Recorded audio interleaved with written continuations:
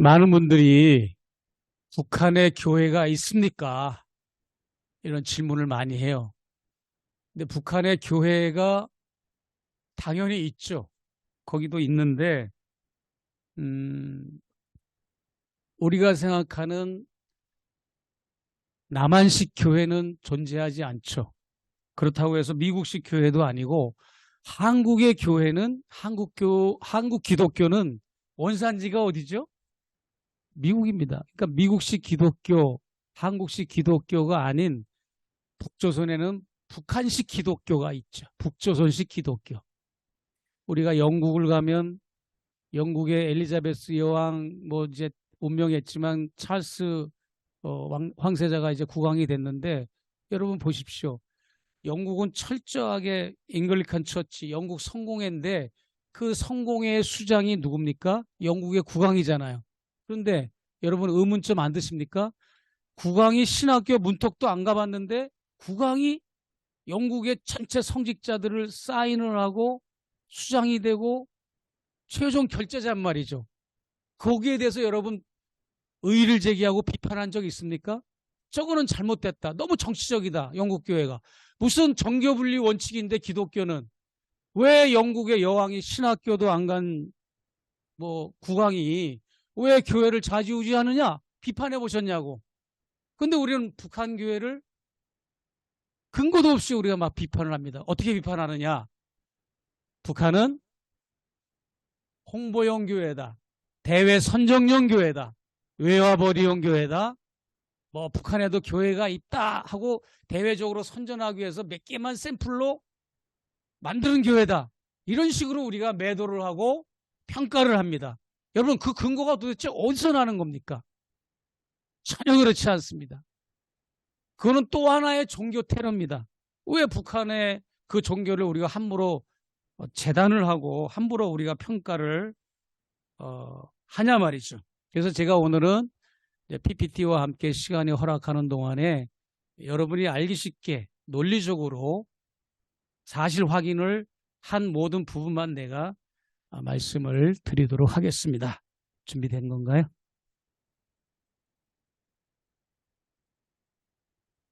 그럼 내가 조금 더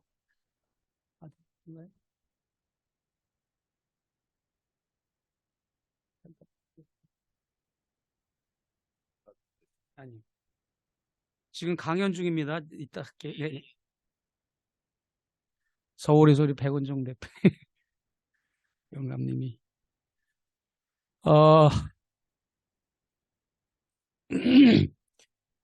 6.25 전쟁이 끝나고 나왔습니까? 네, 됐습니다. 예, 그럼 이제 저한테 넘기시면 될 것 같습니다. 수고하셨습니다. 아, 예.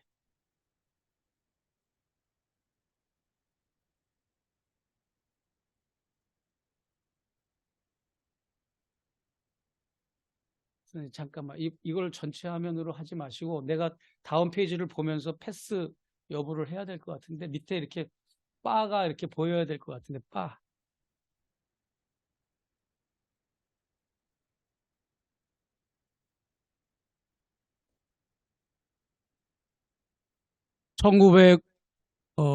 1950년도에서 53년도까지 전쟁이 벌어져서 전쟁을 치르고 53년도부터 72년까지 9년 동안 북조선에서는 어떤 일이 있었는가 하면 전후 복구 사업을 거의 10년 가까이 했습니다. 이 전후 복구를 하는 과정에서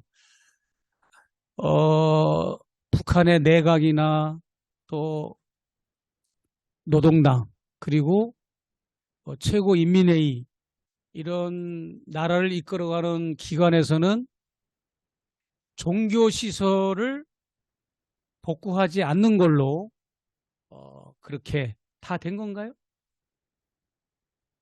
안 나오는데 아무것도 뭐가 됐네. 예, 저는 아무것도 안 만졌습니다.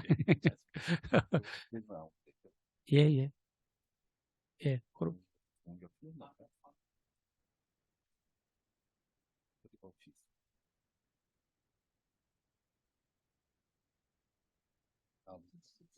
네, 네, 그렇게, 네, 네, 네, 네, 네.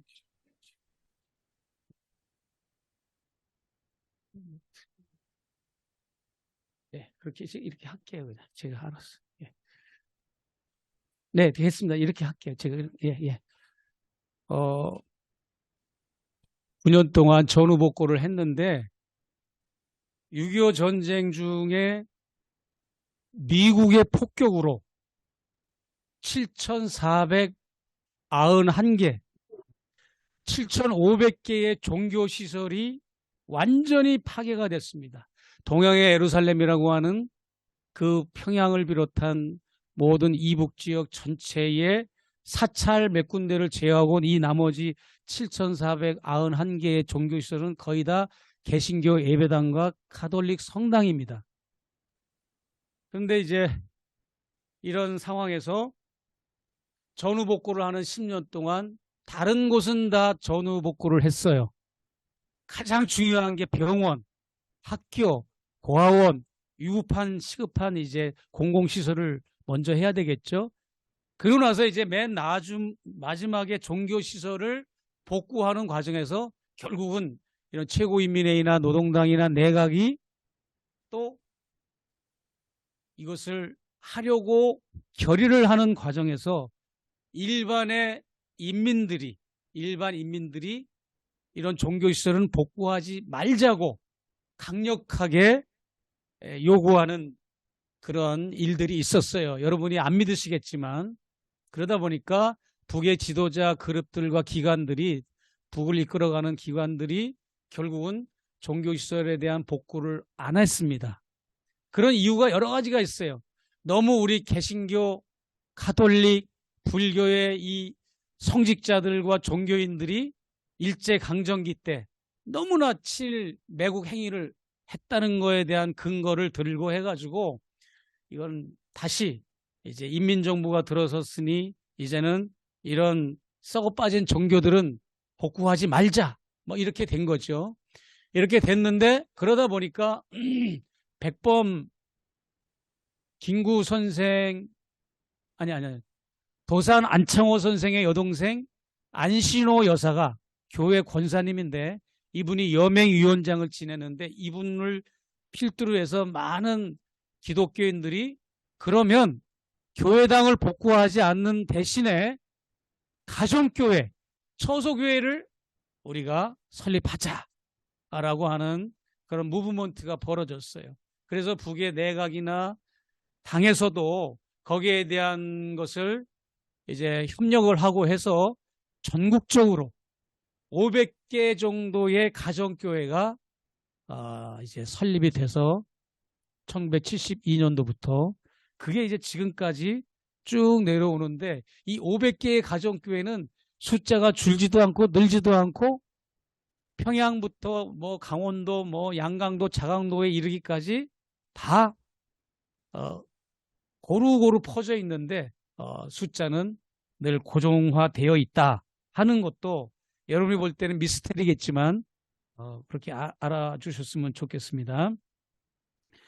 저는 그렇게 생각합니다. 그래서 우리가 욕심을 부리지 말자 그거예요. 10년간 거의 9년 동안 국가적으로 전후복구를 하고 재정비를 위한 충전의 시기를 북측이 겪었고 그런 악조건 속에서도 72년도부터 가정교회를 이제 허락을 해서 이제 조금씩 기독교와 미국에 대한 경계심을 풀고 불신의 마음을 열고 그렇게 해서 예배를 드리기 시작해서 결국은 88년도부터 동수교회, 칠골교회, 장충성당을 이제 건축을 하고 평양신학원을 우리로 말하자면 신학교를 세우고 이런 일련의 과정과 변화들을 우리가 다 봤어요. 근데 이런 노력들을 우리가 소중히 여기고 이해를 해야 되는데 저거 아니다 이거지 뭐 저건 가짜다 이거지 뭐 무조건. 그럼에도 불구하고 종교 자유가 없고 핍박하고 국가적으로 세계 넘버원으로 종교 박해 국가로 이렇게 우리가 매도를 하는 것은 자제를 해야 된다 하는 것을 저는 말씀을 드리고 싶습니다. 왜 그러냐? 북의 인민들은 지난 과거 이 78년 동안 6.25 전쟁 끝나고는 이제 더 짧지만 분단된 지 78주년인데 올해가 사회주의와 주체사상 외에는 그 어떤 종교 문화나 다른 사상을 접하지를 않았습니다. 북의 인민들은 2,500만 명의 인민들은 생각해 보십시오. 응애하고 태어났어요. 언제? 1945년 분단되던 해, 뭐 광복도 됐지만 그 사람이 지금 살아있다면 78살이 된 겁니다. 그 78살짜리가 가장 막내였죠. 그때 태어났을 때 한 살이니까. 그 사람이 지금 78인데 그 이하의 78살 이하의 나이를 가진 젊은 사람들은 더더욱이 기독교가 뭔지 다른 사상이 뭔지 다른 종교 문화가 뭔지를 체험하거나 접하지를 않은 겁니다. 그리고 어떤 변화가 있었느냐? 북한의 기독교인들은 지금 현존하는 북의 가정교회 교인들은 자신들이 피땀 흘려서 지켜온 그 민족정신, 자주정신이라고도 그러고 민족정신이라고도 그러는데 그 바탕 위에 세운 그 주체문화, 여러분들은 주체문화, 주체사상 그러면 자다가도 경기를 일으킵니다. 막 그냥 주체사상 그러면 기독교와 상극이 되는 걸로 여러분이 그동안 반공교육 시간에 그렇게 교육을 받고 그렇게 인지를 하고 있습니다. 근데 북한의 기독교인들은 그 주체 문화가 훼손되지 않는 범위 내에서 조심스럽게 교회를 세우고 가정교회를 이제 점점 확장해 나가고 예배를 드리기 시작한 것을 우리가 이해를 해야 됩니다. 주체사상이라고 하는 것은 김일성 사상이 아닙니다. 주체사상 이꼬로 김일성 사상, 이게 우리는 다 인식이 돼버렸어요. 그럼 뭐냐? 주체사상은 우리 5,000년 민족 유구한 역사 동안 내려온 우리나라의 전통적인 문화고 정신문화고 정서입니다. 수처작주 입처계진이라. 너 있는 곳에 스스로 주인이 되면 거기가 곧 자유의 세계라. 그런 말이 있잖아요. 그리고 우리가 제너럴 셔마노 사건부터 시작해서 수많은 외세의 침략, 프랑스로부터 침략, 개화기 때 뭐 미국으로부터 침략, 갖은 이런 외세의 침략을 받을 때 우리가 결국은 그들을 물리치고 싸우고 이겼던 정신, 그 정신이 바로 하나의 우리의 주체사상입니다. 그런데 그것을 북한의 김일성 주석과 김정일 위원장이 학문적으로 철학적으로 체계화하고 학문적으로 이걸 이제 만들었다는 것 때문에 주체사상 이꼬로 김일성 사상을 우리가 이렇게 오해를 하는 거죠. 왜 그분의 사상입니까? 그렇지 않죠. 그래서 이 북한의 기독교인들은 우리가 없는 게 있다는 걸 내가 말하기 위해서 그런 거예요. 한국 기독교인들이 가지고 있지 않은 거, 그게 뭐냐? 주체사상이라는 거예요. 주체사상. 그 주체사상을 기독교로 승화시키고 민족 종교화했다는 게 우리 남한의 교회와 북한의 교회가 다르다. 주체사상을 어떻게 했다고요? 민족 종교화했다. 여러분 생각해 보십시오. 기독교라고 하는 이 종교는 거대한 메가 종교잖아요. 전 세계적인 이런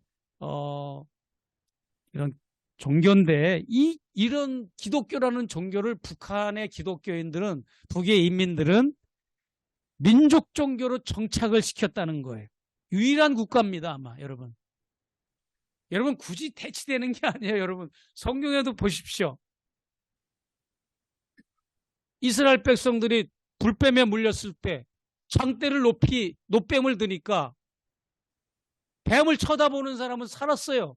근데 죽어도 뱀을 안 쳐다본, 고개만 쳐들면 사는데 끝까지 안 믿고 안 쳐다본 사람은 결국은 뱀독이 퍼져서 죽었잖아요. 성경의 민수기서 말씀에. 그러면은 쳐다보는 건 누가 쳐다봐야 돼요? 내가 쳐다보는 거야. 구원의 방법은 이미 하나님이 마련해 놓고 방법론도 다 알려줬어. 노뱀도 세워놓고 쳐다만 보면 네 뱀독이 해독이 된다라고 제시까지 했는데, 고개 드는 거, 요 고개 드는 거는 너의 몫이야. 신적 영역이 따로 있고 네가 할 영역이 따로 있는 거예요. 우리가 다 혼돈하는 거예요. 뭐든지. 이게 주체를 내가 얘기하는 거예요. 신앙에 있어서 주체는 뭐냐? 이걸 내가 설명하는 겁니다. 여러분, 우리는 하나님 다 맡깁니다. 개뿔. 뭘 다 맡기냐고요. 하나님의 영역이 있고 당신들 개개인 기독교인 한 사람 한 사람이 해야 할 영역이 있는데 우리는 그냥 뭉뚱그려서 다 하나님이 알아서 해준대. 그런 건 있을 수가 없어요. 그걸 말하는 거예요. 그리고 요한복음 3장 16절 누구든지 저를 믿으면 뭐 구원을 받고 뭐 영접하는 자는 하나님의 아들이 되리라. 뭐 그런 말씀 있잖아요. 영접하는 건 누가 영접해야 돼요? 내가 영접해야 돼. 다른 사람이 해줄 수 없는 겁니다. 또 요한계시록에 문을 두드리면 나는 그로 더불어 먹고 그는 나로 더불어 먹으리라. 내가 그 안에 들어가고 네가 내 안에 들어오고. 그러면 문을 여는 건 누가 열어야 돼요? 내가 열어야 돼요. 내가. 누가 열어주는 게 아니야. 그건 예수도 못 열어줘. 하나님도 못 열어줘요. 나만이 할 수 있는 열어주는 거. 나만이 그걸 해야 되는 거. 신적 영역이 아니에요. 그거를 바로 이 주체, 주권이라고 하는 거예요. 우리 기독교인들의. 더 설명하면 시간이 많이 가니까. 그래서 북한의 기독교인들은 성경을 해석하는 게 다른 거예요. 그러니까 우리같이 성경 공부하는 것도 없고 뭐 주보도 안 만들어요. 북한의 교회 주보 만드는 거 맞습니까? 딱 3번 봤어. 나는 3번. 꽃주의라는 어린이주의를 꽃주의라 그래가지고 꽃주의를 하나 만들었는데 내가 얼마나 웃음이 나는지 막 앙증맞았더라고요. 했고 주보 이름을 꽃주의라 그래가지고 하도 그냥 뭐라고 그러니까 이제 한번 했어요. 거기서 꽃주의, 어린이주의. 근데 하여튼 여러분, 우리가 철저히 한국식 기독교, 미국식 기독교와 북한 기독교가 다르다고 해서 우리와 믿는 방식이 다르다고 해서 북한 교회의 진정성을 의심하지 마십시오. 종교성과 그럼 뭐냐? 종교성과 신앙의 색채가 다를 뿐이지 교회의 본질은 북한 교회와 남한 교회가 전혀 다르지 않습니다. 그것만 여러분이 원리를 아셨으면 참 좋겠어요. 그래서 남한 교회는 솔선수범해서 교회 내에서 우리가 통일 문화를 이끌어 가야 됨에도 불구하고 사회를 통일로 이끄는 사회적인 소명을 해야 됨에도 불구하고 근데 오히려 교회라고 하는 공동체가 한국에서 가장 북한을 적대시하고 선봉장 역할을 그런 적대시의 선봉장 역할을 하는 일들을 하고 있으니까 너무 제가 볼 때 교포로서 가슴이 아픈 겁니다. 교회를 반공강연장으로 목사는 반공투사로 또 사회적으로 볼 때는 반통일 독소 세력이 되어가고 있어요. 우리 기독교가. 그것을 저는 빨리 우리 개신교가 떨쳐버려야 된다라고 저는 생각을 하고요. 그 다음에 이제 우리가 러시아도 그렇고 북한도 그렇고 우리 종교를 아편이라고 막 비판했잖아요. 그게 이유가 있는 겁니다. 왜 종교를 공산주의 국가들이 왜 종교를 아편이라고 그랬느냐?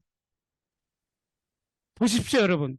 종교가 종교로서의 역할과 기능과 사명을 다 하지 못하고 상실했을 때 바로 민중의 아편이 됐다고 하는 뜻이지 그 앞뒤를 다 잘랐더라고요. 뭐 공산당들은 종교를 아편으로 매도했다. 그 앞뒤 다 자르면 안 돼요. 뭐 누구야? 니체가 신은 죽었다 하는 것도 신은 죽었다고 하는 말을 한 적이 없어요. 니체는 짜라트라스와의 대화 중에 숲속의 노인과의 대화 챕터가 있는데 거기에서 나는 여러 대화 중에 한 토막이 들어갔는데 그걸 가지고 니체가 신은 죽었다고 이렇게 설교 시간에 인용하고 말이에요. 당치도 않은 얘기입니다. 그러면 어떻게 민중의 아편이 됐느냐? 기독교가 사랑의 종교가 침략의 미움의 종교가 되고 섬김의 종교야 되는데 굴림의 종교가 되고 평화의 종교가 되는데 다툼의 종교가 되고 나눔의 종교가 되는데 착취와 탐욕의 종교가 되고 평등의 종교가 돼야 되는데 불평등과 억압의 종교가 되고 있고 그럴 때 그 종교는 이미 그 신자들과 그 사회 민중들의 피를 말리고 피를 빨아먹는 그런 독소다 하는 뜻에서 이 공산주의가 우리 종교를 아편이라고 그랬던 겁니다. 그래서 제가 이제 이 본론을 하기 전에 이렇게 먼저 서두식으로 말씀을 드리는 이유가 있습니다. 아까도 주체사상을 얘기했지만 북한에 가면 주체탑이라는 게 있고 영생탑이라는 게 있어요. 근데 이 주체탑과 영생탑을 보면서 여러분 한번 우리 기독교가 접목을 안 해보셨습니까? 주체탑, 영생탑. 원래 이 주체사상이라고 하는 것 자체가 모든 인간은 사회적, 정치적 생명을 가진 고귀한 존재로 보는 것이에요. 그러다 보니까 저와 여러분은 육체를 지닌, 생물학적으로 육체를 지닌 개인의 한 생애는 의학적인 사형 선고를 받으면, 의학적으로 이제 죽음 선고를 받으면 그 시간부로 끝납니다. 우리 육체적인 생명은. 그런데 이 북한이나 아주 사회주의, 고도의 사회주의 국가는 그렇게 보지를 않고 사람이 죽으면 그 죽은 사람이 속했던 공동체 속에서, 이웃과 공동체 속에서 영원히 존재하고 발전한다는 겁니다. 죽었지만, 육체는 죽었지만. 그래서 그 사람이 죽었던 그 고인이 생전에 이웃과 공동체의 이익을 위해서 이타적인 삶을 살고 희생적인 삶을 살았을 때 그 사람은 영원히 죽지 않고 사회적 생명체로서 영생한다. 그런 뜻에서 김일성, 김정일 두 북한의 지도자도 유리관에 안치되어 있고 하지만 우리 기독교가 말하는 그런 다시 강씨가 살아나듯이 살아난다는 그런 뜻이 아니라 사회적 생명체로서 영생한다 하는 뜻에서 이제 영생탑이 여기저기 시내에 세워져 있고 그렇습니다. 자, 그러면 이제 서론이 길었는데요. 한번 봅시다. 요거는 강반성 여사가 태어난 김일성 주석의 외갓집 생가 장면입니다. 여기에서 학교를 다니고 여기서 기독교 교육을 받았어요. 이 외갓집이 외할아버지가 강돈욱장로, 외할아버지의 남동생이 강관욱장로, 또 외종조부가 강돈욱장로, 어머니는 강반석, 그냥 집안이 온통 목사, 장로, 그냥 독실한 기독교의 집안이죠. 여기에서 배움의 천리길, 광복의 천리길도 다 여기서 시작이 된 거고, 또 여기서 기독교 학교인 초등학교, 소학교라고 그랬죠. 그때 다시 이제 창덕소학교, 거기를 다녔던 겁니다. 여기 보면 외할아버지 사진, 가운데 외할아버지 사진이고 양측으로는 외삼촌 두 사람인데 오른쪽이 강진석, 맨 끝이 강용석. 그러니까 여러분, 강반석이라는 말이 베드로의 이름을 땄다는 말 들어봤죠? 그건 새빨간 거짓말입니다. 그건 여기서 지어낸 말들입니다. 북한 선교 연구하는 사람들이. 아니, 가만히 앉아가지고 하여튼 쓸데없는 말들을 많이 하셔. 왜 그러냐? 석자 돌림이라서 강반석이에요. 오빠는 강진석, 남동생은 강용석, 본인은 강반석. 그럼 여러분 생각해 보세요. 여자 기독교인이라서 성경에 나오는 인물을 써먹고 싶으면 에스더나 마리아나 드보라로 짓지 왜 베드로로 짓겠습니까? 그리고 강반석 여사가 태어날 무렵은 아이를 낳으면 성소의 이름으로 지은 그런 시기가 아니에요. 이 복음 초기이기 때문에. 그러니까 여러분 그런 거 아시고, 이 두 분들도 독립운동 항일 투쟁을 하다가 옥고를 치르고 옥에서 돌아가셨죠. 이쪽 분은 다 남측의 독립기념관에서 이화여대 이명화 교수가, 역사학자가 다 공개를 하고 밝혔습니다.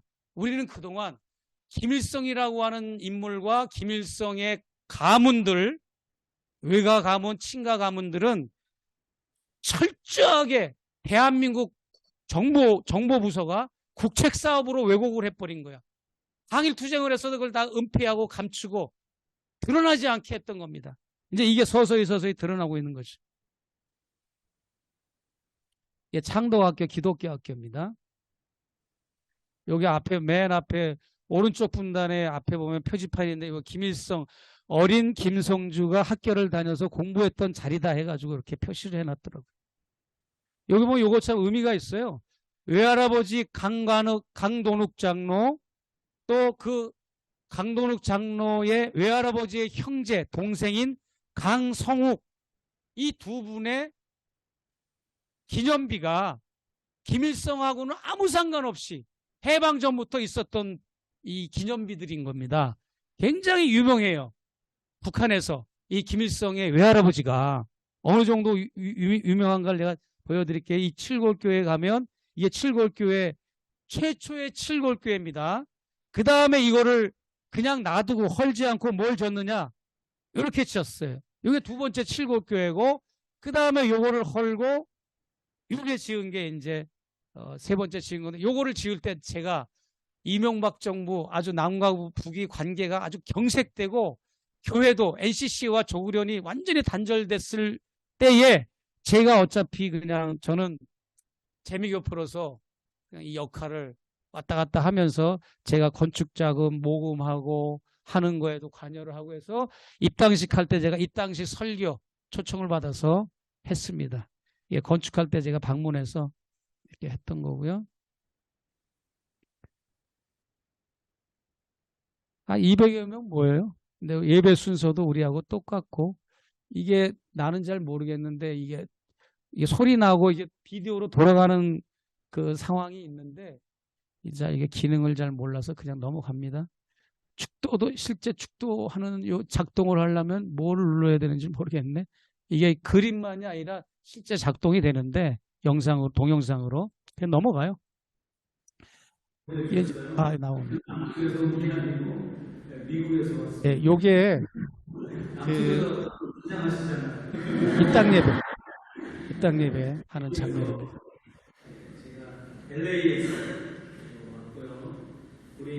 잘 웃어줘요. 북의 기독교인들은 잘 웃어주고 잘 울어주고 잘도 박수 쳐주고, 우리 한국 교회 성도님들 같이 드라이하지가 않아요. 건조하지가 않아요. 예, 감성들이 아주 하입니다. 예. 마음이 기뻤습니다. 우리 조상의 뿌리, 민족의 뿌리를 남북이 같이 찾아서. 예, 요 정도로만. 축도까지 제가.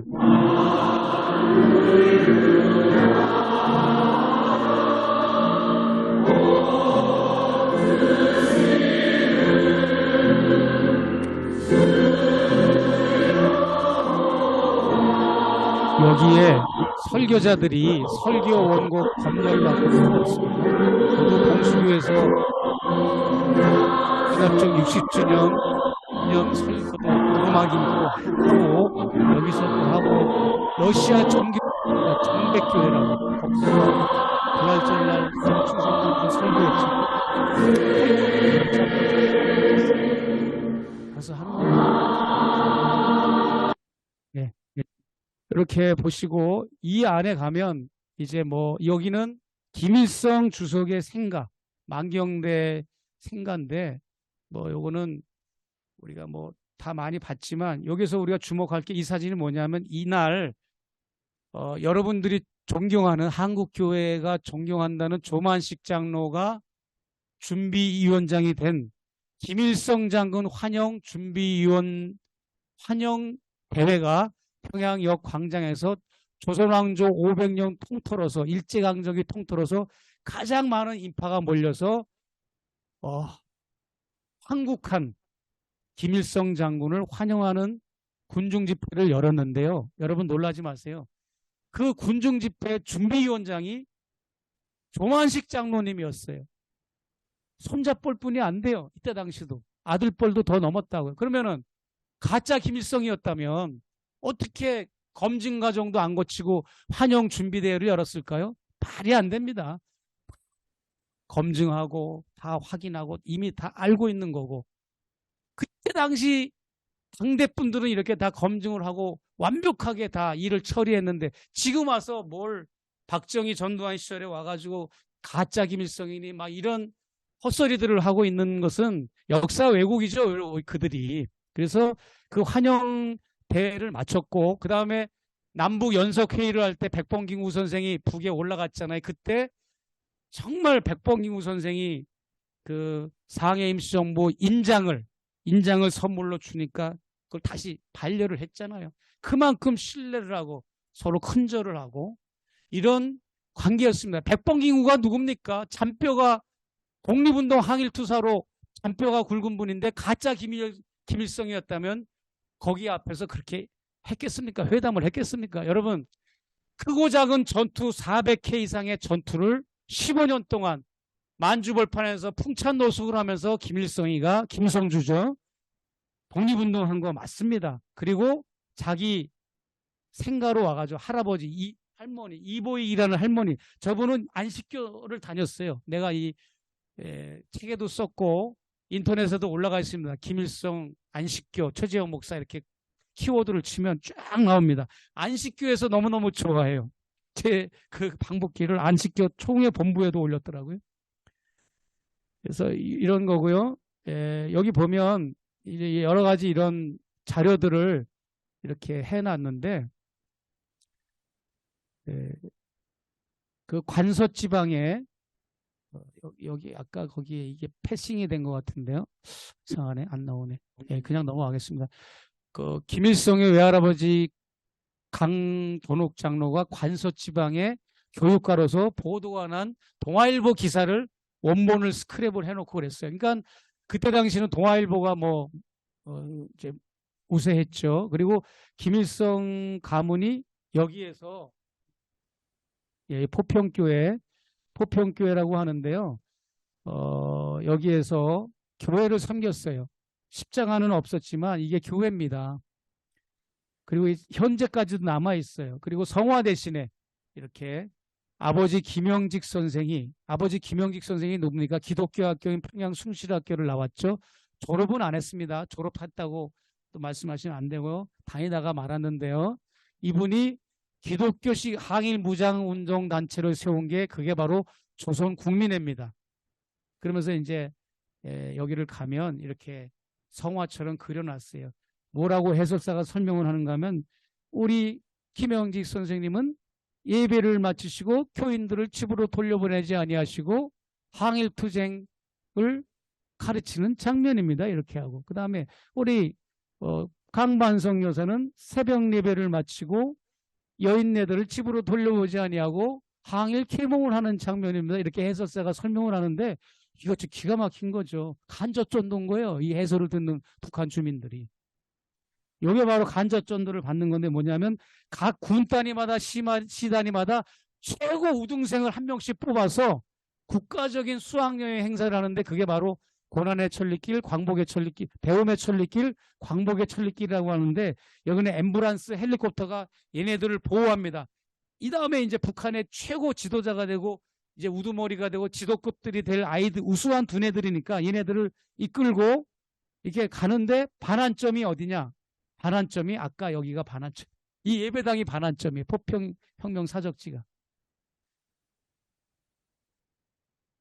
그 다음에 황해도 음유륵교회. 여기는 김일성의 주석에 붙인 김영직 선생이 아까도 얘기했지만 이 김영직 선생이 여기서 황해도 지역에서 조선국민회를 통해서 항일투쟁을 했던 자료들이 이 예배당 안에 보관이 되어 있어요. 예배는 안 드리고 그냥 기념관으로 쓰고 있더라고요. 근데 정말 이것을 증거해주는 증인들이 하필이면 보수측 목사님들인 거야. 누구냐 하면 평양 숭실학교가 일제에 의해서 폐교가 되고 저기 상도동, 동작구 상도동에 숭실학교를 세웠잖아요. 초대 이사장이 배민수 목사님, 초대 총장이 한경직 목사님인데 이 두 분이 이 김일성에 붙인 김영직 선생과 같이 항일 투쟁을 했던 이야기를 책을 두 권을 낸 겁니다. 배민수 목사님하고 한경직 목사님이. 다른 사람이 진보 좌파들이 증언을 했으면 저 가짜라고 그럴 텐데 그분들이 증언을 해준 거야. 저 김영직 동지는 산기도 갈 때 혈서를 쓰면서 정말 하나님 앞에 신앙도 올바랐고 그 다음에 나라를 사랑하고 조국을 사랑하고 해방을 위해서 투쟁하는 투쟁심이 좋았다. 이렇게 배민수 목사님이 책을 썼어요. 여기저기 연세대 일산 캠퍼스 그 교회 가면 거기도 교회가 있거든요. 거기 가면 그분에 관한 이야기가 다 있습니다. 예. 그래서 요거 보시면 여기 뭐냐면 아세요? 대동강변에 하나님 있는 거 모르세요? 응원을 아침마다 이렇게 제가 산책을 하는데 대동강변에 이렇게 앉아가지고 그 자리에 늘 앉아 계신 할머니 두 분이 계시거든요. 앞으로는 내가 꼭 말 좀 걸어야 되겠다 해가지고 교회 다녀보세요. 안내원이들 따라다니죠. 안내원이 이제 산책하는 시간 저만큼 가서 뭐 교회 몰라? 일행하고 막 얘기하는 거 우리가 이렇게 나은지 보시고 십자가를 압니까? 성경책을 아십니까? 그랬더니 모릅니다. 이렇게 하는 장면인데요. 사실상 이 영상에는 안 찍혔지만 이 할머니가 커밍아웃을 했어요. 저한테. 이분이. 다리를 많이 저시는데 뭐라고 계시는가 하면 피난을 갔을 때 어린 시절에 이제 6.25 전쟁 때 피난을 저기 황해도 쪽으로 막 피난을 갔는데 미군 폭격을 피하면서 갔는데 아버지가 그러더라는 거야. 뭐 이분하고 언니하고 다 식구들을 이끌면서 야, 예배당은 미국의 기독교 나라니까 예배당은 폭파 안 할 거야 했는데 들어가면서 1분도 안 돼가지고 예배당을 폭격해서 아버지 죽고 언니 죽고 다 죽고 본인은 다리가 장애가 됐다는 거야. 그래가지고 기독교라면 아주 증오심이 가득하다. 이런 얘기를 나한테 들려주는데 이건 누가 뭐 조작된 게 아니잖아요. 내가 이 안내원의 눈치를 보면서 몰래 만나서 이분한테 좀 먹을 것도 드리고 갈 때마다 요 바로 앞이 평양호텔입니다. 호텔 이름이 평양호텔이에요. 양각도 호텔, 고려 호텔, 해방산 호텔 많지만 평양호텔이 아주 제일 좋아요. 이게 아침에 이거 산책하기가. 그래서 매일같이 같은 자리에 앉아 있어서 내가 어느 날은 작당하고 한번 물어본 건데 이분이 카메라를 들이대니까 모른다고 이렇게 했는데 그냥 카메라 끄고 얘기를 하니까 그 얘기를 하시는 거예요. 그리고 이분이 누군가 하면 가운데 군복을 입은 분이 팔이 잘라졌어요. 양쪽 팔이 다 잘라졌습니다. 하나는 완전히 어깨 쪽지까지 날개 쪽지가 다 잘라져 나왔고 하나는 그래도 가운데 팔목은 있는 거예요. 이분 이름이 리오키야. 리오키. 이분이 소녀 시절에 신천군에 살았는데 미군이 들어와서 신천국민을 막 학살할 때 3만 5천 명을 죽였거든요. 여러분 충북 영동에 노군리 학살기념관 알잖아요. 미군이 굴다리에다가 놓고 우리 양민들을 몇백 명 죽인 사건. 여러분 그와 똑같은 사건이 북한에도 있는데 그게 어디냐. 황해도 신천에 신천 학살 박물관이라고 있습니다. 거기 피해자 중에 한 분인데 이분의 이름이 리오키인데 몰래 움막으로 숨었다는 거예요. 엄마 아버지가 이 소녀를 이끌고. 그런데 하루 종일 숨어 있다 보니까 배가 고프니까 엄마가 그러더래. 오키야 빨리 부뚜머에 가가지고 거기 감자 쪄놓은 거 하고 주먹밥 같은 거 몰래 가져온나 해가지고 미션을 줘서 이 오키가 미션을 잘 수행하고 무사히 와서 엄마 아버지가 숨어있는 옥막의 문고리를 잡는 순간 저 멀리서 미군이 따다다다 사격을 해가지고 이 두 팔이 다 잘라졌다는 거예요. 그래가지고 이분이 북한은 그런 사회보장제도가 잘 돼 있잖아요. 뭐 독립운동가든지 어떤 참전용사들에 대한 복지가 잘 돼 있는데 그래가지고 이분이 교편 생활을 했어요. 교편 생활을 하고 시집을 갔는데 3남매를 낳았어요. 3남매를 낳는데 아이 이름을 첫째 아이를 뭐라고 적는가 복수, 둘째 아이는 리, 막내둥이 이름을 둘째가 하, 막내둥이 이름이 리라예요. 리라 국민학교 남산에 있죠. 얼마나 미군에 대한 적개심이 컸으면 복수하리라로 3남매 이름을 적겠습니까? 이거 누가 시켜서 적겠습니까? 그 정도로 제가 이 여인들을 보면서 이 여인들은 정말로 사마리아의 수가성 여인들 같은 그런 생각이 드는 겁니다. 이분들을 통해서 정말 우리가 북에 상처받은 인민들을 감싸주는 역할을 우리가 좀 해야 되겠다. 그렇게 되면 얼마나 좋을까라고 하는 생각을 제가 해봤습니다. 여러분, 그렇기 때문에 기독교 입고로 미국 입고로 기독교의 나라로 북한 사람들은 알고 있었는데 너무나 그냥 평양 제1백화점만 조금 이렇게 몇 층만 남아있고 전 이북이 완전히 미군의 폭탄의 공격을 받아서 쑥대밭이 되고 완전히 폐허가 되고, 원산폭격이라는 말이 그래서 생긴 거 아닙니까? 원산폭격. 원산에 그 군사시설, 뭐런 산업시설이 많은데 거기를 미군이 마지막 폭격을 그냥 2차 대전 때 쓰던 모든 폭탄을 갖다 막 집중 이렇게 쑥대밭을 만들어 놓고 하던 말이, 그게 이제 국립문서보관소에 미국에 남아있잖아요.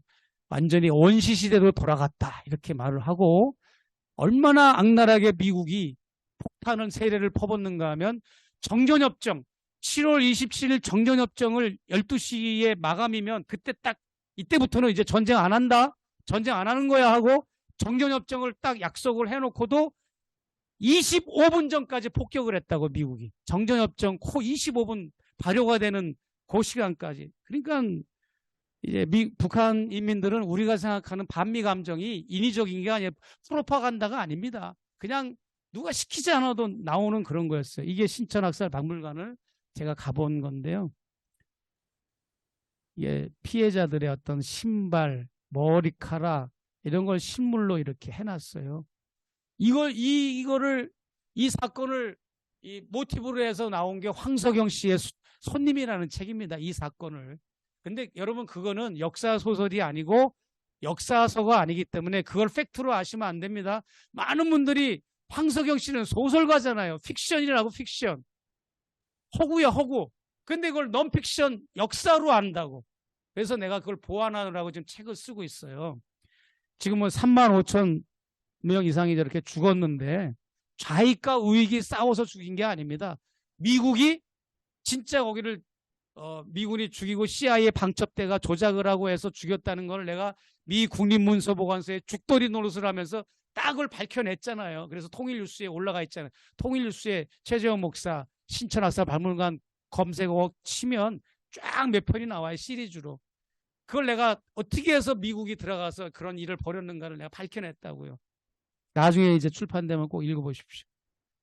그리고 여기 보면 이 학살에 앞장선 사람들이 또 미 군종장교들, 이런 사람들이 또 앞장서는데, 이게 누구예요? 그 경실련의 서경석 목사님이 처음에는 진보였는데 지금은 뭐 헷가닥 해가지고 이제 보수가 된 이유가, 이 박물관을 갔는데 자기 할아버지 서경조 그 목사의 사진이 걸려있으니까 여기서 뿔따구가 난 거야. 그냥 우리 할아버지가 왜 여기 있어? 네가 왜 거기서 나와, 이거지 뭐. 우리 할아버지 훌륭한 분이고 조선 초기에 최초 교회의 담임 목사인데 우리 할아버지가 왜 학살관에 나와? 이래가지고 막 화가 난 거죠. 결국은 내가 북한의 이 관계자한테 썼어요. 우리가 소원수리 쓰듯이 내가 써가지고, 제가 그래서 바뀐 건 아니고 그게 반영이 돼서 완전히 이걸 다 헐어버리고 서경조의 사진도 다 내려버렸어요, 북에서. 대부분의 해외 교포들이나 남한의 동포들이 만약에 북한을 방문하면 기독교인들이 많잖아요. 그러니까 너무 이렇게, 이거는 서경조 목사의 사진을 걸어놓은 이유는 기독교가 이렇게 학살에 가담이 됐다, 뭐 제국주의의 천병이 됐다, 그런 상징적으로 걸어놨는데, 내가 그랬어요. 직접적인 게 아니라면 걸어놓는 거 삼가하십시오, 북측에 내가 이렇게 얘기를 했어요.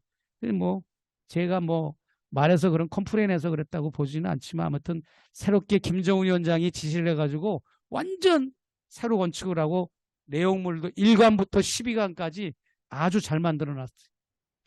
여러분, 요 정도로 시간이 많이 갔기 때문에 요 정도로 하고요. 이제 교회 몇 개의 교회가 있는가를 제가 알려드리겠습니다. 북한의 교회는 민간교회, 그리고 공식교회, 그리고 직장교회, 사역교회, 준비 중인 교회, 이런 걸 제가 학문적으로 분류를 해놨어요. 반가운 사실은 북한대학원 대학교의 교수님들이나 학생들이 제가 북한의 종교나 교회에 대해서 학문적으로 정립을 해놓은 거를 지금 각 줄을 다 달고 공식적으로 인용을 하고 있습니다. 누가 해놓은 사람이 없으니까 제가 이렇게 학문적으로 정리를 해놓은 거를 이렇게 해놨는데, 신포교회 금호성당은 어디 있느냐? 캐도 경수로봉사 현장. 아까 우리 목사님이 소개할 때 뭐 연도수를 많이 실수하셨지만 이게 미국과 일본과 한국이 돈을 내서 객출해서 원자력 발전소를 지어준 일이 있었잖아요. 그런데 미국이 북핵 문제를 꼬투리 잡아가지고 틀어버리는 바람에 그 원자력 발전소를 60% 정도를 졌는데 지금 고철 덩어리가 됐어요. 거기에 이제 남측 근로자들이, 한전 근로자들이 많이 갈 때는 3,000명이나 거기를 체류했다고요. 그러니까 뭐 일터에서 퇴근하면 생활관 30만 평 되는 20만 평 되는 생활관 부지 안에서 노래방도 있고 음식점도 있고 인도 골프장도 있고 다 있어요. 위락시설이. 교회랑만 없는 거예요. 군대같이. 그래가지고 거기 교회와 성당과 절간을 형평성 있어야 되니까 그걸 짓는 프로젝트가 김영삼 때 있었는데 그걸 내가 직접 간접적으로 관여를 했어요. 그래서 이제 신포교회 금호성당이 있었고, 그 다음에 금강산 안에 금강산교회, 개성공단 안에 개성신원교회, 평양과기대 안에 평양과기대 채플, 그 다음에 대동강변에 평양제일교회, 현존하는 교회들 내가 소개해드립니다. 여러분 어디서도 볼 수 없어요, 이런 건. 이건 신포교회 공사 현장이고, 처음에는 이게 컨테이너에서 교회를 시작했어요. 많이 본 남자인데 여러분 넘어갑니다. 이분이 싫어해가지고. 이분이 지금 중국에서 어느 병원을 개업한 의사로 계십니다. 이분은. 그리고 이렇게 졌어요. 잘 졌죠? 지금도 남아있어요. 북한에 이 교회 신포교회라고.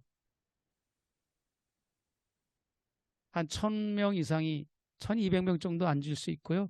이분이 박재권 목사인데, 침례교 목사인데, 이때 당시 집사인데 한전 근로자였는데,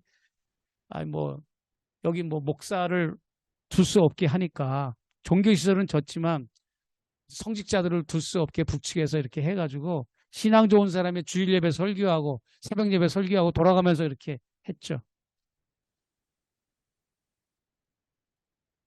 그리고 이제 금호성당, 그 옆에 금호성당, 서울대 김정호 교수가 설계를 해서 이쁘장하게 이렇게 잘 만들었어요. 그리고 이제 평양과기대 안에 이렇게 평양과기대 조감도가 있어요. 이게 게스트하우스입니다. 이 안에 교회가 있어요. 교회 예배드리는 장면입니다. 이거 졸업식인데 이거 빼놓고, 그다음 평양 제1교회, 이건 통합측에서 이제 건축을 한 건데요. 이게 온실 옆에 동평양 극장 건너편에 이 자리가 바로 토마스 선교사가 순교했다고 하는 자리입니다. 여기다가 바로 대동강변인데 이렇게 비닐하우스가 아니라 유리하우스 온실이 있고, 여기다가 평양 제1교회라고, 제1기도처소라고 이렇게. 그렇죠? 근데 금강산교회. 여기 현대아산 신우회 회원들 주축으로 해가지고 짓게 된 겁니다. 여기서도 세례식, 학습식 다 하고 다 했습니다. 금강산 관광객들 여기서 체류할 때 여기 와서 예배드리고 몫을 단단히 했어요. 누구 때문에 문 닫았느냐? 누구 때문에 문 닫았어요? 금강산은 이명박 대통령. 아까 평양과기대는 트럼프 대통령 때문에. 트럼프 대통령이 미국 시민권자 방북 금지를 하는 바람에 평양과기대 교수들은 거의 다 미국 시민권자들이잖아요. 다 철수를 했어요. 그래서 커리큘럼이 엉망진창이 되고 한동안 강의가 진행이 안 될 정도였죠.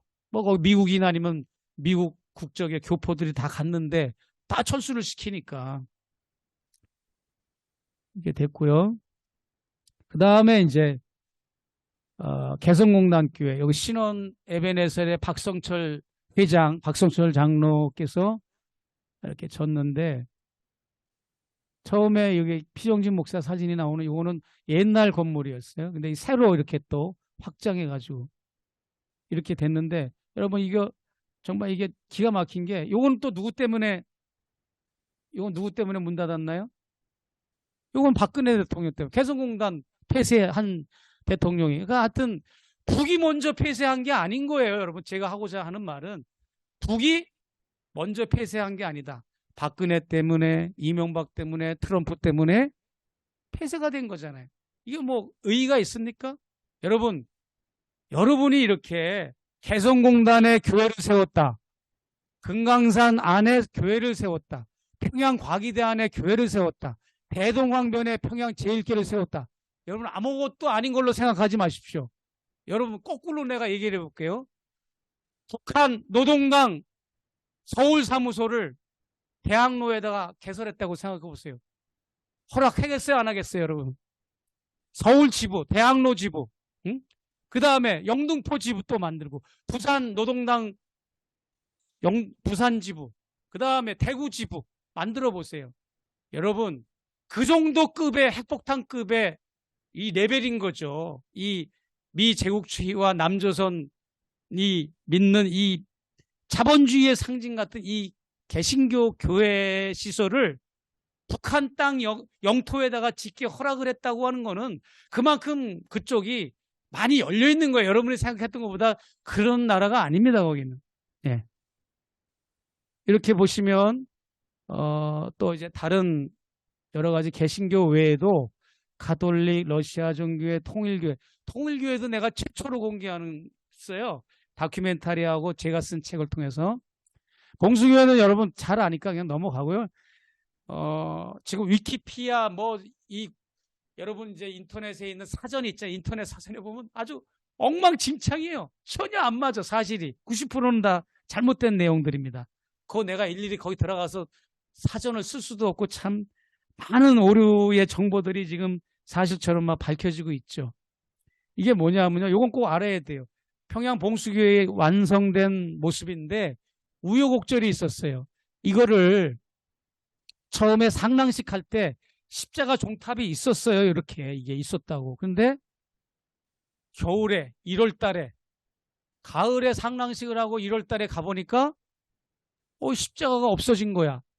십자가가 땅바닥에 마치 엿가락이 돼버린 거예요. 알고 보니까 군부의 강령파들이 북에는 군부의 매파와 비둘기파가 있어요. 그 안에도 강령파들이 어디 주체탑이 평양 하늘을 밝히고 있는데 여기 네온 사인도 있었거든요. 여기 한강 고수부지 고가도로 밑에서 공사를 한 거예요. 이 십자가 종탑 공사를. 거기 네온 사인까지 설치를 다 하고 그랬는데 군부가 어디 평양 하늘에 십자가 쌍탑을 설치하느냐 허용이 안 되는 거예요. 그래서 예배당을 폭파하러 가겠다 할 정도로 위협을 가해가지고 여기 현장 소장으로 있던 김영덕 장로한테 강영석 조국련 위원장이 와가지고 장로님 빨리 지금 나하고 얘기 좀 합시다 하고는 산책을 하면서 얘기를 합니다. 거기는 이렇게 어디서 얘기를 안 하고 산책을 하면서 장로님 목숨을 내가 담보할 수 없습니다. 빨리 지금 남조선으로 내려가십시오. 우리가 부르면 그때 오십시오. 지금 군부 강경파들이 지금 난리가 났습니다. 이 예배당 폭파한다고. 여러분 이걸 보고 종교 자유를 여러분이 한번 의미를 생각해 보자 이 말이에요.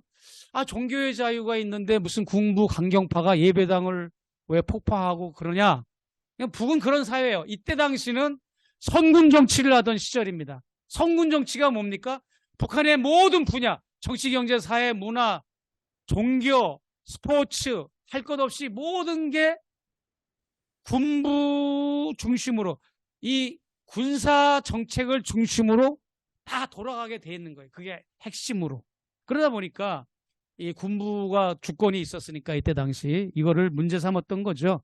그래서 결국은 지금 현재의 모습이기도 합니다. 그냥 가운데 돌 십자가로 대신 이렇게 해놨어요. 이렇게 올라갔는데 저거 1월 달에 가니까 저걸 엿가락으로 만들어 놓은 거예요.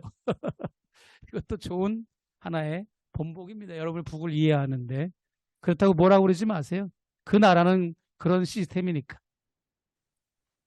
이거는 평양과기대 교수들이 제가 설교하는 날 나와서 특송 부르는 거예요. 저기 김진경 총장이 막 데리고 나오더라고요.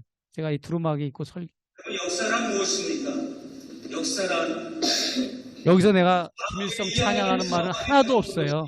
오히려 영국의 역사학자 에드워드 카의 역사란 무엇인가에 대해서 얘기를 했어요. 이 설교를 했는데 이걸 놔두고 거기에서 이걸 문제 삼아가지고 최 목사동 뭐 수합하시라요 이런 거 없었어요. 이렇게 칠골교회 아까 제가 말씀드린 것처럼 감리교는 이거를 뭐 진다고 해서 감리교 갔어요, 내가. 여기 광화문에 동화면세점인가 그 인사울에 감리교 총회 거길 갔는데 지금 여차여차해서 지금 북에서는 시작했다. 빨리 지원 좀 해줘라 했더니 감리교가 좀 복마전이었어요. 그때 감독회장 선거 때문에 서로 싸우고 그랬는지 하나도 관심을 안 갖는 거야. 내가 얼마나 화가 나는지 너무 막 뿔따구가 나는 거예요. 아니 그렇게 감리교에서 이 칠골교회를 지켰다고 청사진까지 모형도까지 만들어 놓고 감독회장 집무실에 크게 뭐 해놓고 했는데 막상 짓기 시작해가지고 가서 사실을 알리고 도와달라 했더니 안 도와주는 거예요. 그 결국은 나중에 다 줘놓고 통합 측에서 감리교에서 좀 뭐 변압기 사는데 좀 지원해주고 뭐 그랬고 WCC 총무가 세계교회회 총무가 이 타이로 만드는 그 비용을 좀 대주고 해서 그냥 겨우겨우 이렇게 졌어요. 예. 그렇습니다. 그다음에 통일교. 여러분 이걸 보여드리는 이유가 있어요. 통일교를 왜 보여드리냐? 여러분들이 교권 다툼하고 선교단체끼리 북한 선교단체끼리 서로 경쟁하고 달나라의 깃발을 먼저 꽂는 것처럼 그냥 북한 당국자는 한 명인데 한 과야. 무슨 과처럼 한 과인데 남한의 이런 북한 선교를 담당하는 과, 해외 담당하는 그런 과는 하나인데 서로가 상대의 정보를 고자질하는 거야. 북한의 공무원한테. 왜? 자기들이 실적 올리고 점수 따려고. 그러다 보니까 요 북한의 이 관계자들은 남한이나 미국이나 해외 선교단체를 관할하는 북한의 관료는 가만히 앉아가지고 남한에 있는 북한 선교단체가 돌아가는 정보를 다 알고 있어요. 물론 이게 그래서 이제 그런 틈을 타서 통일교는 일찌감치 여기 들어가서 아픈 사람한테 고쳐주고 가려운 사람 긁어주고 배고픈 사람 쌀 주고 자동차 공장 세워주고 이렇게 해가지고 그런 어떤 내재적 접근을 했던 겁니다. 내재적 접근을. 개신교가 한눈 파는 사이에. 그래서 200억짜리 교회당을 쳤어요. 어디다가? 평양 보통강 호텔 앞에. 이렇게. 국제평화센터라고. 이거 엄청 큽니다. 사진상에는 여러분 작게 나온 걸로 보이지만 이 안에 한 개층을 통일교 평양 가정교회라는 간판을 달고 한 개층을 예배당으로 쓰고 있습니다. 이게 통일교 평양 예배당입니다. 내부입니다. 네. 여기 보면 정상회담 하는 것처럼 이런 사진을 찍었는데요. 내가 이걸 보여드리는 이유가 있어요. 뭐 신문에, 뭐 인터넷에 뭐 다 떠돌고 있는데 왜 내가 이걸 보여드리느냐. 여기에서 통일교와 북조선이 MOU를 체결했습니다. 어떤 MOU를 체결하느냐. 통일교 예배당을 설립하고 국제평화센터라는 건물로 겉에는 포장을 했지만 저거는 통일교 예배당인데 저걸 하면 통일교 선교사를 파송하겠다는 MOU를 체결했어요. 그래가지고 1호 선교사를 평양에 파송했는데 그 사람이 누구냐? 남한 사람도 아니고 미국 교포도 아니고 일본인 통일교 선교사. 나카무라상인지 스메키르상인지 내가 이름은 기억이 안 나지만 다마네기상인지 하여튼 지금도 있어요. 여기 일본 통일교 선교사가 여러분 통합 측 아니면 합동 측 감리교 북한의 통일을 위한 선교사 공식적으로 파송했습니까? 안 했습니까? 일단 우리가 밀린 거예요. 개신교가 정통 개신교를 자부하는 여러분들은 뭐 돈으로도 한 거다 이렇게 말하지 마세요. 예, 이게 이렇게 된 겁니다. 그리고 문선명 총재가 사망한 운명한 때 그 1층 로비에 평양 시민들이 와서 막 헌화하고 난리 났어요. 이 예배당 안에 그 부근에 접견실도 이렇게 있고요. 여기는 문선명 생가 평안북도 정주의 문선명 생가입니다. 생가를 좀 이렇게 황토로 빠다칠하듯이 좀 바른 것뿐이지 그대로고요. 헝금함만 앞에 있고요. 이렇게 헝금함. 근데 남측에 탕명환 선생이 그 세우고 그 아드님이 하는 현대 종교라든지 또 많은 이단을 연구하는 데서 뭐라고 가짜 그런 글들을 보도를 했는가 하면 오래전부터 평안북도 정주에는 통일교회 국제평화공원이 조성돼 가지고 전 세계 해외 통일교 교도들이 성지순례를 오듯이 오고 있다. 이따위 소리를 하네. 난 가본 사람인데 이렇게. 그럼 여기는 화장실도 없어요. 화장실도. 그리고 가끔 찾아오는 사람들을 위해서 이렇게 칸막이로 커피를 파는 거, 과일을 파는 거 이런 거 외에는 아무것도 없어요. 아무것도 없는데 여기서 국제평화공원이 조성되고 왜 북에서 이것을 허락을 승인을 안 해주느냐. 태양은 하나인 거예요. 태양은. 문선명이라는 태양이 또 뜨면은 골치 아파요. 뭔 말인지 아시겠죠? 만경대 생가가 있고 또 칠골동에 또 외가 생가가 있고 그것으로 족한데 또 문선명의 생가가 또 이게 성역화되고 성지화되면 여러 가지가 또 복잡하니까 그 부분은 더 이상 개발을 안 하도록 승인을 안 해주고 있더라고요. 북측 당국이. 그리고 뭐 장충성당, 장충성당은 이렇게 돼 있고 내가 이렇게 부활절 날 구색을 갖추느라 나는 이걸 좋아하지는 않는데 로만 카라를 일부러 부활절 날 설계해달라고 그러니까 최초래요. 최초. 그래서 이제 했는데 여기는 평신도 회장과 부회장입니다. 이 검은 옷을 입은 인민복이 회장이고 평신도 회장이고 회색이 부회장인데 이 사람들이 미사를 집례를 합니다. 신부님을 대신해 가지고. 아주 곧잘해요. 신부님이 없으면 그 성당의 미사는 미사라고 안 그러고 뭐라 그럽니까? 공소예절이라고 그래요. 공소예절. 아무리 몇천 명이 모여서 미사를 드려도 그거는 성당도 아니고 미사도 아니야. 그거는 공소고 공소예절에 불과한 거예요. 그러니까 꼭 사제가 있어야 돼. 구약의 저기 제사장처럼. 그래가지고 북에서도 하도 복잡하니까 재미교포 박아무개 신부님을 불러가지고 늘 상주하다시피 해가지고 이제 미사를 드렸는데 그 신부님이 돌아가셨어요. 그리고 북측에 아주 똘똘한 청년을 로마 바티칸 교황청의 우르바노 신학교라는 데를 유학을 보냈어요. 사제소품을 하려고 그랬더니 공부하다가 중퇴를 하고 돌아왔어요. 다시 평양으로. 왜 그런지 내가 이유는 알고 있지만 말씀드리기는 좀 그렇고 그래서 지금도 평양의 장충성당은 사제가 없는 공소예절로 평신도들이 주도해서 예배를 드린다. 제가 이제 미사 드리고 인사하는 말 하는 거고요. 요거는 이제 그들의 어떤 성경 찬송인데 여러분 놀라지 마세요. 북측은 개신교와 카톨릭이 성경이 똑같아요. 같은 걸 쓰고 있어요. 찬송가는 달라요. 성경은 똑같습니다.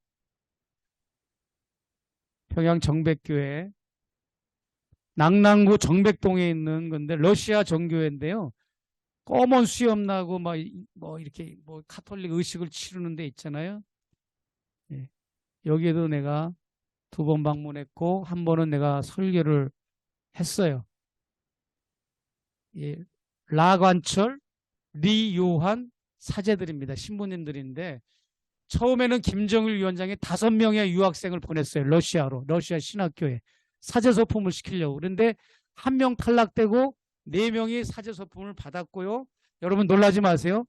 이분들이 러시아에 신학생으로 유학 갈 때는 총각 드렸는데 사제가 되고 나서 결혼을 했는데 어디서 결혼식을 한지 아십니까? 이 예배당에서 결혼식을 치렀어요. 예배당에서 북한에도 결혼식을 치렀다는 게 좀 스페셜하죠? 네. 이번 성가대장, 부활절,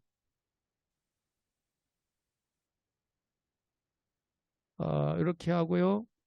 제가 너무 이제 디테일로 들어가서 적었는데 이제 마무리하겠어요. 5분 안에 마칩니다. 아까 얘기한 대로 513개의 가정 예배가 지금 드려지고 있다 하는 거. 가정 예배 드리는 거 한번 보십시다. 이런 식으로. 통합 측에서 오셨을 때 이제 했던 거.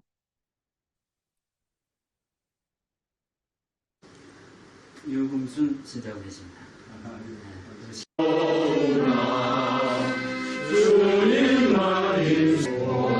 아코디언으로 반주를 하고 당연히 가정집이니까 피아노나 풍금이 있는 집은 그냥 하고 없는 집은 아코디언으로 하고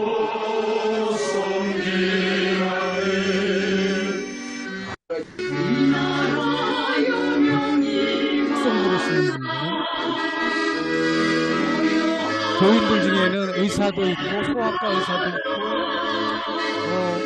다양하더라고요. 출판사 직원도 있고 농장의 근로자도 있고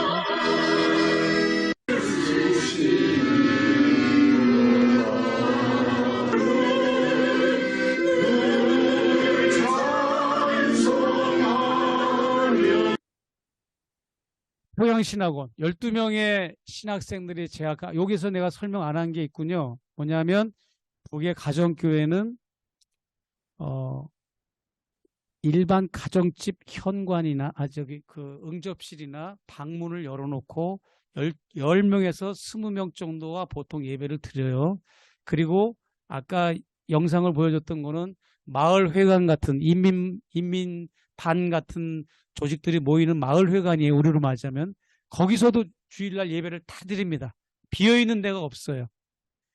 마음대로 쓸 수 있습니다. 그건 상관없어요. 그래서 이제 그렇게 보여드렸던 거 평양신학원은 이렇게 농장을 지나서 이게 평양신학원 건물입니다. 이렇게 있고 미국의 홍동국 목사님이 기증하고 김영덕 장로님이 기증한 책들이 도서관에 이렇게 돼 있더라고요.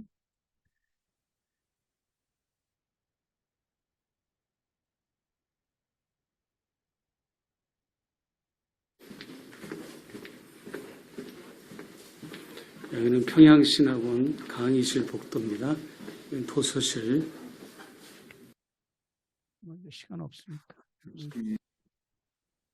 여기는 조우련 청사. 예, 우리를 말하는 총회본부, 북한의 기독교를 총관장하는 조우련 총본부라고 할 수 있는 조우련 청사고요. 연맹 청사인데 평양시 조우련 위원이 또 있어요. 거긴 또 칠골 쪽에 있습니다. 그래서 각 시별로 조우련 단위로 조직이 있어요. 목사, 전도사, 신학생 수요와 공급을 확실히 합니다. 우리는 신학생들이 남아돌아 가잖아요. 교회 목양지는 다 뻔히 한계가 있는데 너무 신학생들을 졸업생들을 배출하니까 이제 무인 목회자들이 많아지잖아요. 여기는 얄짤없습니다. 딱 그냥 그걸 보고 수위 조절을 하는 거예요. 어떤 때는 9명 재학생이, 어떤 때는 12명, 12명이 넘은 적이 없어요. 꼭 완급 조절을 합니다. 모든 경제 논리도 마찬가지예요. 우리는 밀어내기식 경제입니다. 남한은. 그러나 북한은 계획 경제입니다. 예를 들어서 이 핸드폰도 멀쩡한데 더 좋은 걸 만들어내서 이건 아주 고물이 돼버리고 구식이 돼버리잖아요.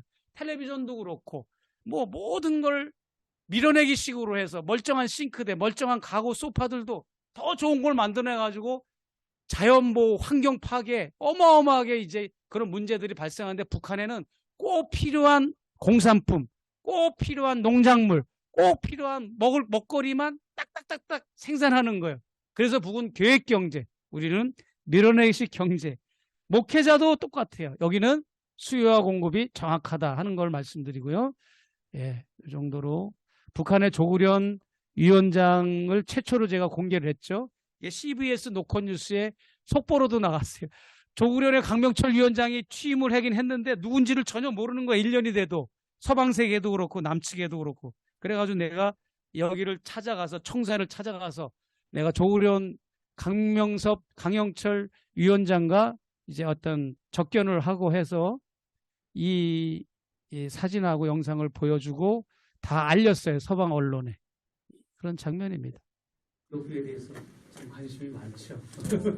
그래서 이렇게 된 거고요. 아무튼 뭐 여러분 이 정도로 하고요. 시간이 엄청 많이 갔기 때문에 제가 또 다른 일정들이 또 많이 또 있어요.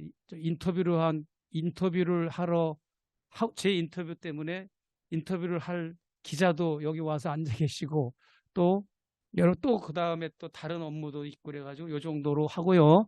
오늘은 질의응답 시간을 갖지를 않겠습니다. 제가 그 대신 길게 했기 때문에. 그래서 제가 마무리 말도 상당히 드릴 말씀이 많지만 드릴 수 없고, 그러나 이거는 있습니다. 여러분, 어떤 사람이 그렇게 얘기하더라고요. 젊은 통일 강사가 나와가지고, 내가 양육을 한 사람인데 실수를 한 거지 뭐. 실수도 아니지 뭐, 어떻게 보면.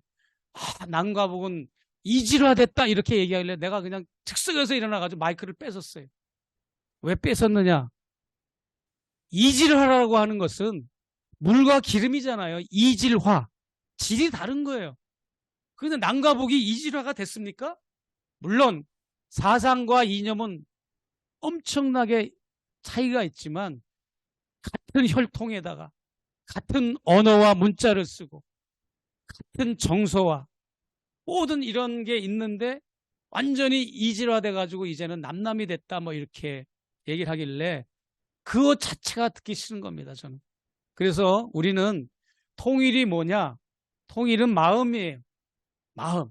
이 마음가짐이 안 된 사람들이 통일을 한다고 그러면 통일 정책, 통일 담론, 아무리 화려한 거, 그럴싸한 거 해봐야 그건 탁상공론에 불과한 겁니다. 민족의 한글로 북을 바라보고 민족 공조를 이루고 그렇게 해서 우리는 통일의 길로 나아가야 되는데 북을 우리가 너무 적대시하고 반공을 최고의 어떤 미덕으로 아는 교계의 풍조, 이것도 우리가 지향하면 참 좋겠습니다. 감사합니다. 네.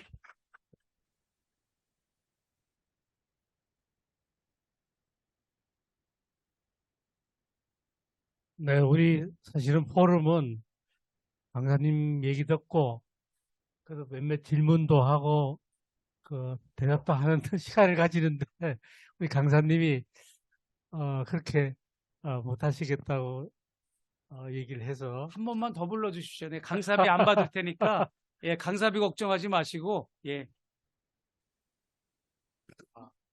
뭐 강사님이 그렇게 부탁하니까 저기 그냥 여기에서 멈출 수밖에 없을 것 같은 생각이 듭니다. 네, 오늘 수고하셨고요. 이걸로 우리 저 포럼 23회 포럼 카이로스는 마치는 걸로 하겠습니다. 네, 수고하셨습니다. 감사합니다.